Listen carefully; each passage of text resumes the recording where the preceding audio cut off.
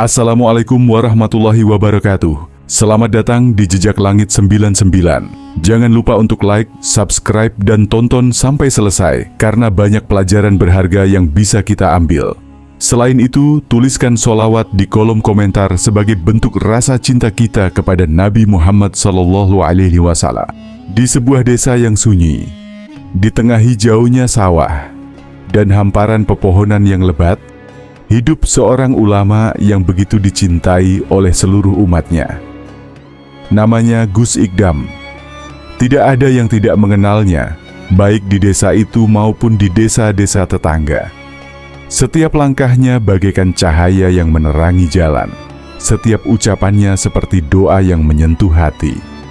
Gus Ikdam adalah sosok yang tidak hanya mengajar ilmu agama, tetapi juga memberi contoh bagaimana hidup dengan penuh kasih sayang dan kepedulian terhadap sesama. Gus Ikdam dikenal sebagai sosok yang dermawan. Setiap kali ada yang membutuhkan, dia selalu ada. Dari seorang janda miskin yang ingin mengenyangkan anak-anaknya, hingga seorang petani yang tanahnya digulung banjir, semua datang kepadanya. Dengan senyum tulus, Gus Ikdam tidak pernah menolak. Ia akan menyisihkan apa yang ada di kantongnya untuk membantu mereka yang membutuhkan. Bagi Gus Ikdam, membantu sesama adalah ibadah yang tiada tara. Bukan hanya dermawan, Gus Ikdam juga seorang yang soleh.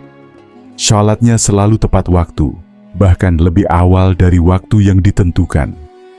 Ia selalu mengajak umatnya untuk tidak hanya beribadah, tetapi untuk mengamalkan ilmu agama dengan sepenuh hati. Agama bukan hanya sekadar ritual, tapi juga bagaimana kita bersikap kepada orang lain.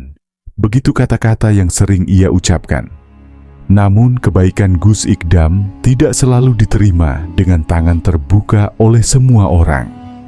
Di balik ketenangan desa itu, ada sekelompok orang yang merasa terancam dengan pengaruh Gus Ikdam yang semakin besar. Mereka adalah kelompok dukun santet yang sudah lama menguasai desa dengan kekuatan hitam mereka. Mereka memanfaatkan ilmu hitam untuk memperoleh kekuasaan, dan mereka melihat Gus Ikdam sebagai ancaman besar. Mereka takut jika semakin banyak orang yang mengikuti ajaran Gus Ikdam, maka pengaruh mereka akan hilang. Salah seorang pemimpin dukun santet itu adalah Dukun Mahfuz. Ia dikenal sangat licik dan cerdik dalam memanfaatkan ilmu hitamnya untuk menyakiti orang lain. Dukun Mahfuz memimpin sekelompok dukun yang tidak segan-segan menggunakan ilmu santet untuk menjatuhkan orang yang tidak sesuai dengan keinginannya. Ia merasa bahwa Gus Ikdam dengan kebaikannya yang luar biasa adalah batu sandungan bagi rencananya. Dukun Mahfuz merencanakan sesuatu yang sangat jahat. Ia dan 1000 dukun lainnya sepakat untuk menyerang Gus Ikdam. Mereka mulai merencanakan serangan santet yang sangat kuat, berharap dapat menghancurkan Gus Ikdam baik secara fisik maupun spiritual. Jika kita tidak bisa menghentikannya dengan cara lain, maka kita akan hancurkan dia dengan kekuatan hitam, kata Dukun Mahfuz dengan penuh keyakinan. Serangan itu mulai dilakukan pada malam-malam gelap yang sunyi. Di tengah malam yang sepi, Gus Ikdam mulai merasakan gangguan yang tidak biasa. Tiba-tiba tubuhnya terasa lemas, dan ia merasa ada yang menekan dada dan kepalanya. Namun Gus Ikdam yang selalu tenang tidak panik. Ia menyadari bahwa ini adalah ujian dari Allah, dan hanya dengan keteguhan hati serta doa yang tulus, ia bisa menghadapinya. Serangan santet itu terus berlanjut. Setiap malam Gus Ikdam merasakan tubuhnya semakin lemah. Beberapa kali ia terjatuh karena tidak bisa berdiri akibat rasa sakit yang datang begitu tiba-tiba. Namun meski tubuhnya terasa rapuh, semangatnya tidak pernah luntur. Ia terus berdiri, menjalani ibadahnya, membaca Al-Quran, dan berdoa tanpa henti. Gus Ikdam tahu bahwa hanya Allah yang bisa memberi pertolongan. Para pengikut Gus Ikdam yang melihat kondisi sang guru semakin lemah, mulai merasa cemas. Mereka tidak tahu apa yang sedang terjadi, namun mereka tahu bahwa Gus Ikdam tidak pernah terlihat seperti ini sebelumnya. Mereka khawatir jika serangan ini akan merenggut nyawa Gus Ikdam. Namun meski khawatir, Gus Ikdam tetap memberikan ketenangan kepada mereka. Jangan takut, semua ini adalah ujian dari Allah. Kita harus sabar dan berdoa. Allah selalu bersama kita, kata Gus Ikdam dengan lembut. Umatnya yang setia semakin khawatir, tapi mereka terus mengikuti petunjuk Gus Ikdam untuk tidak pernah berhenti berdoa. Serangan demi serangan datang tanpa henti. Gus Ikdam mulai merasa seperti ada yang menghisap kekuatannya. Setiap hari ia merasa lebih lelah, bahkan tak mampu untuk bangun dari tempat tidur. Namun setiap kali ia merasakan sakit yang begitu hebat, ia selalu menyandarkan diri pada Allah. Ya Allah, berikan aku kekuatan. Aku hanya hamba-Mu yang lemah. Begitu doanya setiap malam. Saat tubuh Gus Ikdam semakin rapuh, para dukun santet yang memimpin serangan merasa semakin percaya diri. Mereka merasa kekuatan hitam yang mereka kirimkan semakin menguasai Gus Ikdam. Mereka bahkan yakin bahwa sebentar lagi Gus Ikdam akan jatuh dan menyerah. Dukun Mahfuz dan para pengikutnya tertawa puas, merayakan kemenangan mereka yang telah terasa begitu dekat. Namun suatu malam, ketika serangan itu mencapai puncaknya, terjadi sesuatu yang tidak pernah mereka duga. Ketika Gus Ikdam merasa tubuhnya semakin rapuh, ia justru semakin mendekatkan diri kepada Allah. Ia melakukan salat malam lebih lama, berdoa dengan penuh pengharapan, dan membaca Al-Quran dengan suara yang semakin lantang. Dalam doa dan zikirnya, Gus Ikdam memohon agar Allah menolongnya. Namun lebih dari itu, ia memohon agar orang-orang yang menyerangnya diberi petunjuk dan hidayah. Saat itu, para dukun yang berada di dalam kelompok itu mulai merasakan keanehan. Mereka merasa ada kekuatan besar yang sedang melawan kekuatan hitam mereka. Meskipun mereka telah menggunakan segala ilmu hitam yang mereka miliki, mereka merasa kekuatan itu semakin melemah. Mereka tidak tahu bahwa doa-doa yang dipanjatkan Gus Ikdam telah membentengi dirinya dari serangan tersebut. Dukun Mahfuz yang merasakan hal ini mulai gelisah. Ia merasa kekuatan ilmu hitam yang selama ini diandalkan mulai tak berfungsi. Di dalam hatinya, ia mulai ragu. Apakah benar yang mereka lakukan ini adalah jalan yang benar? Apakah menyerang Gus Ikdam dengan cara seperti ini akan membuat mereka mendapatkan apa yang mereka inginkan? Ketika malam semakin larut dan serangan santet yang terus-menerus dilakukan semakin tidak memberikan hasil, Dukun Mahfuz merasa ada yang salah. Kekuatannya mulai menipis dan ia merasa kehilangan arah. Tiba-tiba ia teringat akan ajaran-ajaran lama yang pernah diajarkan oleh gurunya. Ajaran yang mengatakan bahwa segala sesuatu yang dilakukan dengan cara yang salah akan membawa kehancuran bagi diri sendiri. Perasaan itu semakin mengganggu hati Dukun Mahfuz. Ia tidak tahu lagi harus bagaimana. Dalam keheningan malam itu, ia memandang ke arah langit dan merasakan sebuah penyesalan yang dalam. Malam itu, di tengah kesunyian yang dipenuhi ketegangan, para dukun yang tergabung dalam serangan terhadap Gus Ikdam mulai merasakan sesuatu yang aneh. Mereka yang sebelumnya penuh percaya diri dengan kekuatan ilmu hitam mereka, kini dihantui rasa gelisah yang tak mereka mengerti. Ratusan dukun mulai kehilangan fokus. Mantra-mantra mereka seolah kehilangan daya. Mereka tidak lagi merasakan getaran kekuatan yang biasa mereka rasakan saat mengirimkan serangan santet. Dukun Mahfuz yang menjadi pemimpin serangan merasakan hal yang lebih mengerikan. Dadanya terasa sesak, seolah ada sesuatu yang menekan jiwanya. Ia mencoba mengucapkan mantra lagi, tetapi lidahnya keluh. Tangannya gemetar, matanya berkunang-kunang. Tubuhnya berkeringat dingin meskipun udara malam terasa dingin menusuk tulang. Di seberang sana, di rumah kecil tempat Gus Ikdam beristirahat, sang ulama masih dalam posisi sujud panjang. Bibirnya terus melafalkan doa, memohon perlindungan dari Allah, bukan untuk dirinya sendiri, melainkan untuk orang-orang yang hendak mencelakainya. Gus Ikdam bukan hanya meminta keselamatan, tetapi juga agar Allah membukakan pintu hidayah bagi mereka yang tersesat. Saat sujudnya semakin lama, getaran dahsyat mulai menyelimuti desa. Cahaya lembut memancar dari rumah Gus Ikdam, bukan cahaya yang bisa dilihat mata biasa, tetapi cahaya yang menembus ke dalam hati. Para dukun yang masih bertahan dalam serangan itu tiba-tiba merasa seperti ada sesuatu yang menarik. Mereka keluar dari kegelapan yang selama ini mereka peluk. Mereka mulai melihat kilasan-kilasan kehidupan mereka di masa lalu, masa di mana mereka masih bersih, di mana mereka masih memiliki harapan, sebelum mereka terjerumus ke dalam dunia ilmu hitam. Beberapa dukun yang lebih lemah, mentalnya langsung tersungkur, menangis tanpa tahu kenapa. Mereka merasakan sesuatu yang selama ini mereka tolak. Perasaan bersalah. Dukun Mahfuz menggertakkan giginya, berusaha melawan gelombang perubahan yang mulai menyelimuti hatinya. Ia telah menghabiskan puluhan tahun mempelajari ilmu hitam, menyingkirkan siapa saja yang menghalangi jalannya. Bagaimana mungkin sekarang, dalam satu malam, ia merasa semua itu sia-sia? Tidak, ia tidak boleh goyah. Tetapi semakin ia melawan, semakin kuat tekanan dalam dadanya.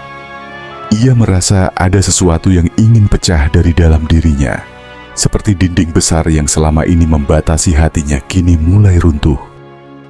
Dengan amarah yang tersisa, Dukun Mahfuz mengumpulkan semua tenaganya, mengangkat kedua tangannya untuk melancarkan serangan terakhir. Tetapi sebelum ia sempat melafalkan mantranya, tubuhnya ambruk ke tanah. Nafasnya tersengal-sengal, tubuhnya gemetar hebat. Di dalam hatinya, ia mendengar bisikan yang begitu lembut, namun menusuk ke dalam sanubarinya. Kembali Mahfuz, kembali kepada cahaya. Dukun Mahfuz terkejut. Suara itu bukan suara Gus Ikdam, bukan pula suara siapapun yang ia kenal. Itu suara yang muncul dari dalam dirinya sendiri. Suara yang selama ini ia kubur di bawah tumpukan keserakahan dan kebenciannya. Saat itulah Dukun Mahfuz menangis.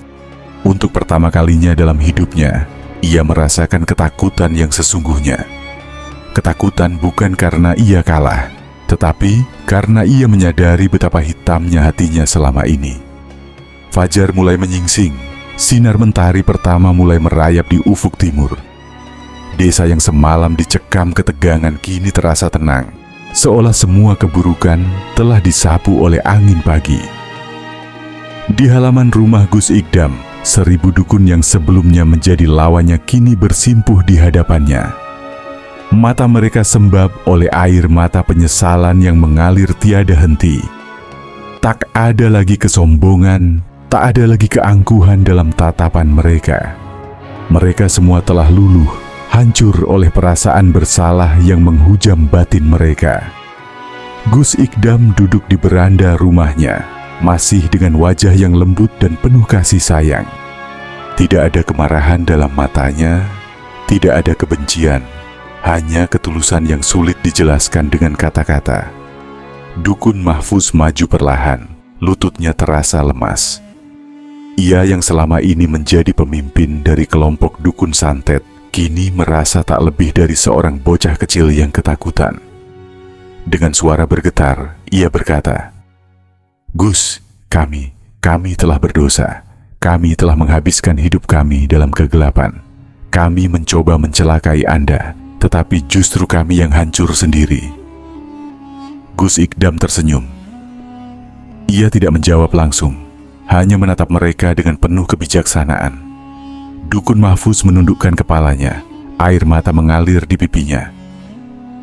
"Kami mohon ampun Gus, bukan hanya kepada Anda, tapi juga kepada Allah.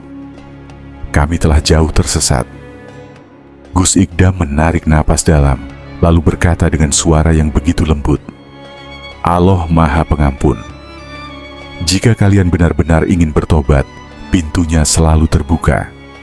Kata-kata itu bagaikan air hujan yang turun di atas tanah tandus.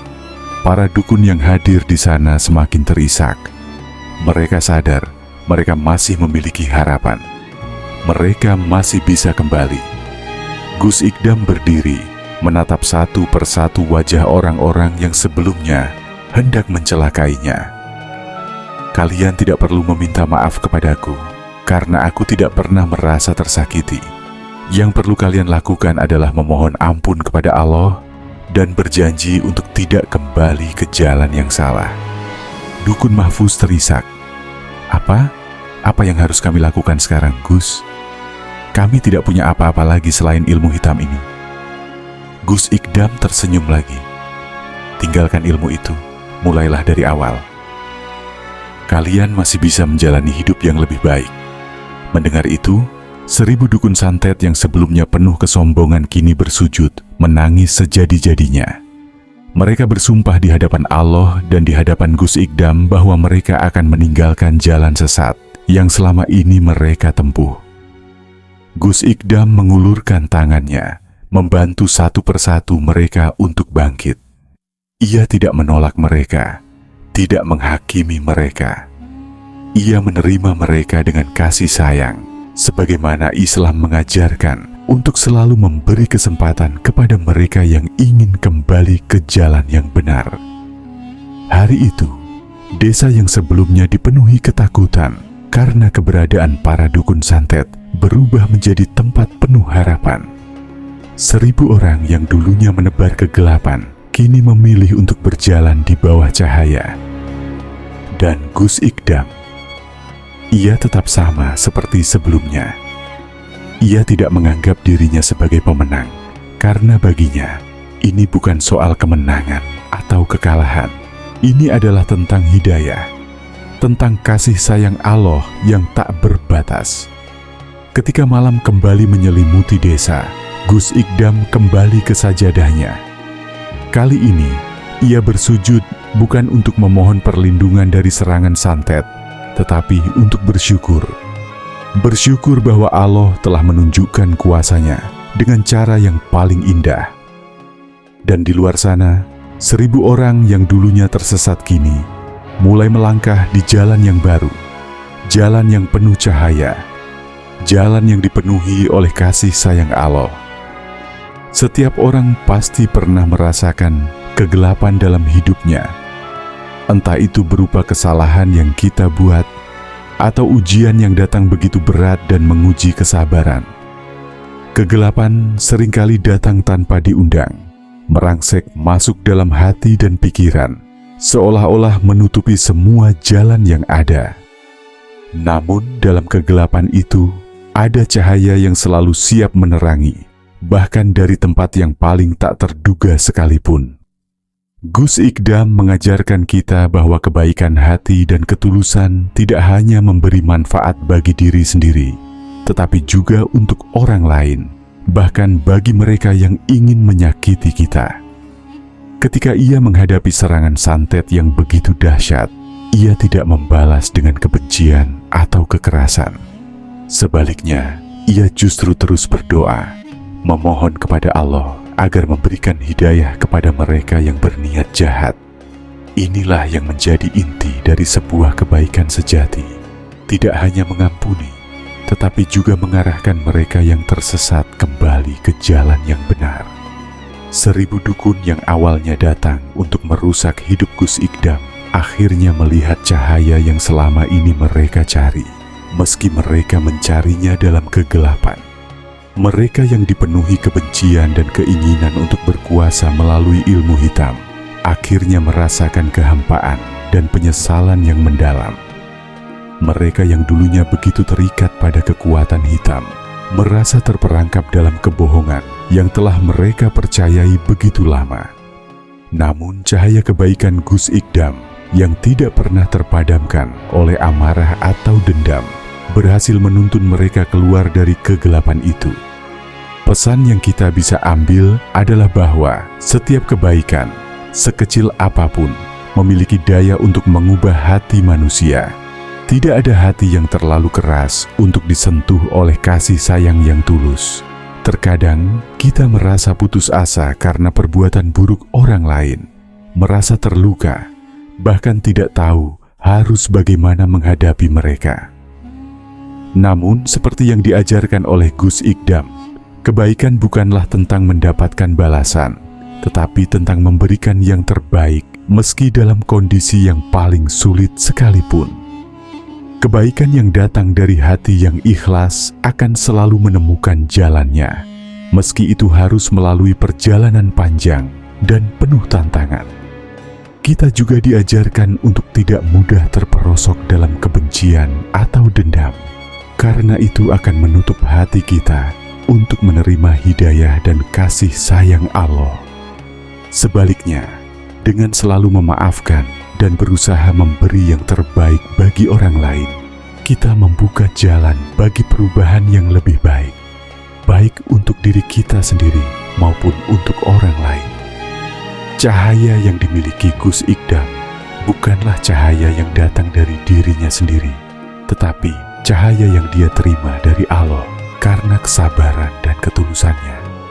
Oleh karena itu, ketika kita merasa berada dalam kegelapan, ingatlah bahwa ada cahaya di luar sana. Cahaya yang dapat kita temukan dengan hati yang bersih dan doa yang tulus. Setiap hati yang ikhlas untuk memberi dan memaafkan akan selalu menemukan jalan untuk keluar dari kegelapan menuju terang. Terima kasih telah menonton video ini, sahabat-sahabat yang luar biasa. Semoga kisah ini memberi manfaat, inspirasi, dan ketenangan. Mari terus berbagi kebaikan, menyebarkan kasih sayang, dan menjaga kedamaian sesuai ajaran Islam. Terima kasih yang sudah like dan subscribe. Semoga Allah memberikan petunjuk dan keberkahan. Sampai jumpa. Wassalamualaikum warahmatullahi wabarakatuh.